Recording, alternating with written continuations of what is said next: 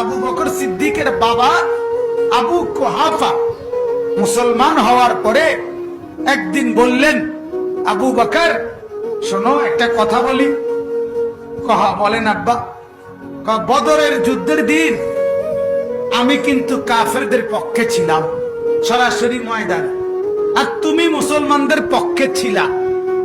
আমি তোমারে বারবার দেখছি, আমি তোমারে কয়েকবার দেখছি, কিন্তু আমি পুত্র হিসাবে তোমার দিকে আগাইয়া যাই নাই, আরেক দিকে যুদ্ধ করছি, যেহেতু তুমি আমার ফুত। আচ্ছা, এটা কে বলছে?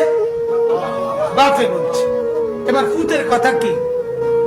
এ আবু বকর সিদ্দিক, হাদিস কিতাবে তারিখে স্পষ্ট আছে, হযরত আবু বকর সিদ্দিক বলছে, আল্লাহর কসম বাবা, খোদার কসম, বদরের যুদ্ধে আমি একবারও আপনাকে দেখি নাই, আপনি আমার সামনে পড়েন নাই। খোদার কসম, যদি আপনি আমার সামনে পড়তেন, আমার তরবারির প্রথম কোফ আপনার গর্দানেই পড়ত, আমি আলাদা করে ফেলতাম আপনাকে। কারণ কি বড়?